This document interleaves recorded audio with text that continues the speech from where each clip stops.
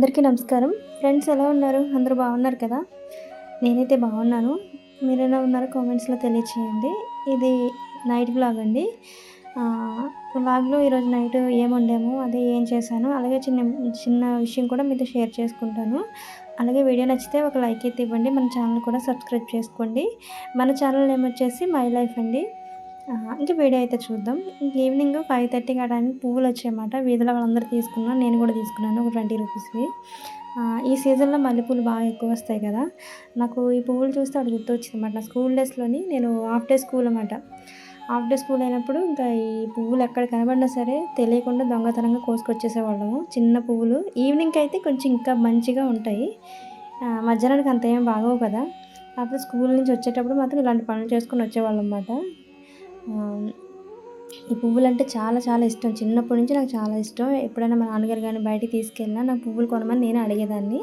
ఖచ్చితంగా కొనాల్సిందే లేకపోతే ఏడుపుతో ఏడ్చి బెదిరించేదనమాట ఇంట్లోని.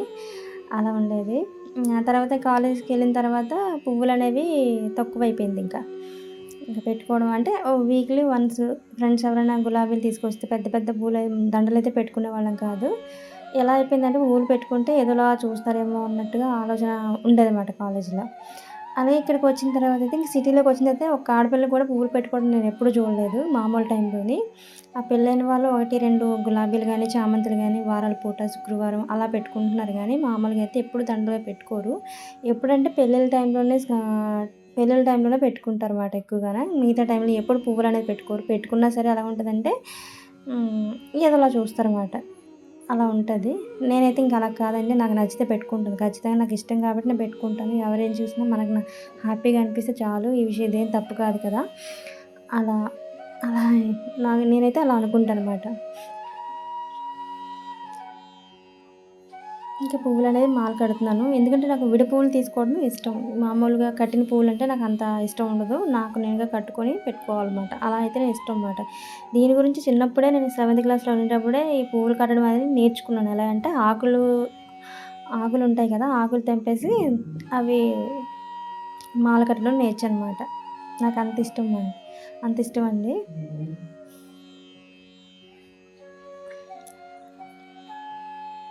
మా ఇంట్లో కూడా మా నాన్నగారు మల్లె చెట్లు నాటించడం, పువ్వులు కూడా చెట్లు పెంచాను. మా ఊర్లో ఉండేటప్పుడు. ఇక్కడికి వచ్చిన తర్వాత మనకు అంత అవకాశం లేదు కాబట్టి, ఇంక పువ్వులేమి పెంచడానికి అవకాశం లేదు. పెంచినా ఉంచరు. పిల్లలు ఆడుతూ ఉంటారు కాబట్టి తీసేస్తారు. ఈరోజు నైట్ డిన్నర్‌లో వచ్చేసి గోధుమ ఉప్మా అనేది చేస్తున్నానండి. నేను చేయట్లేదు. అమ్మ చేస్తారు. ఎందుకంటే నేను అన్నీ కాయగూరలు అవి కట్ చేసి ఇస్తాను. ఎందుకంటే నైట్ టైము ఫుడ్డు ఇంకా రైస్ అనేది పూర్తిగా మానేశాను నేను. ఇంకా ఏదైనా త్వరగా డైజెషన్ అవి త్వరగా తింటున్నాననమాట. ఈరోజైతే గోధుమ ఉప్మా. అందులో అయితే పల్లీలు, క్యారెట్, బీట్రూట్ ఇంకా వెజిటేబుల్స్ అన్నీ వేసుకొని ఇంకా ఉప్మా అనేది కొంచెం త్వరగా తినేస్తాననమాట. మజ్జిగ అనేది చేసుకుంటాను నైటు.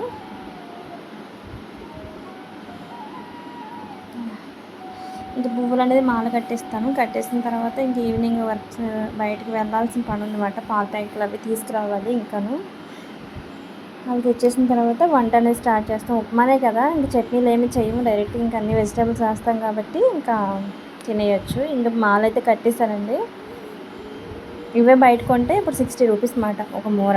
మామూలుగా మనం ఇంట్లో కట్టుకుంటే ఒక 20 రూపీస్. మామూలుగా అయితే ఇంకా కొంచెం సీజన్ ఎక్కువైతే కొన్ని రోజులు పోతే 10 రూపీస్‌కి అలా వస్తాయన్నమాట పువ్వులు. విడి పువ్వులు. కట్టినవి అయితే రావులెండి. అవైతే రూ. 60, రూ. 70 చెప్పేస్తారు ఇక్కడ. నేనెప్పుడు తీసుకోను. నాకిష్టం ఉండదు కూడా. అంత తాజాగా అనిపించవు. నేను మాల కట్టి పెట్టుకుంటే నాకు చాలా చాలా ఇష్టం మాట. కొంచెం మనస్ఫూర్తిగా అనిపిస్తది.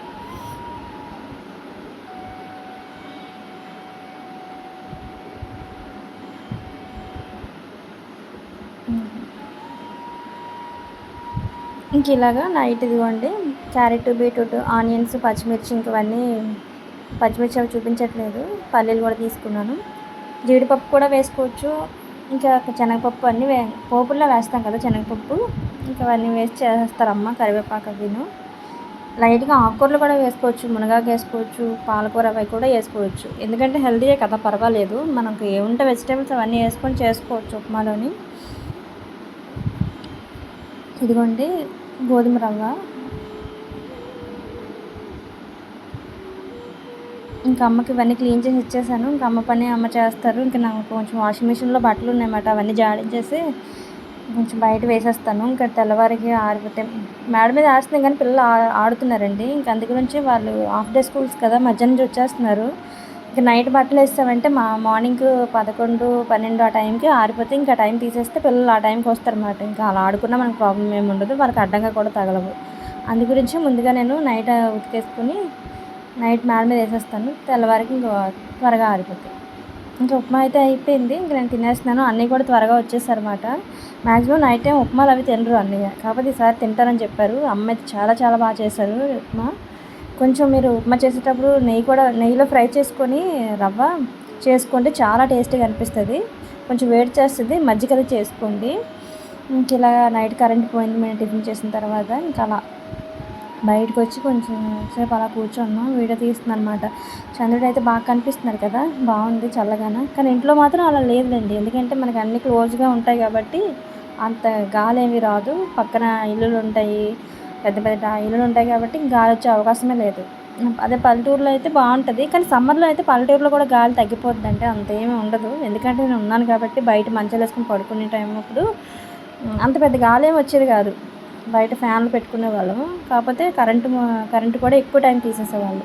మధ్యాహ్నం 2కి తీసేస్తే సాయంత్రం ఎప్పుడో 6, 7కి వచ్చేది. నైట్ 12కి ఎప్పుడైనా తీస్తే ఎర్లీ మార్నింగ్ వచ్చేది అనమాట. అలా ఉండేది మాకు కరెంటు.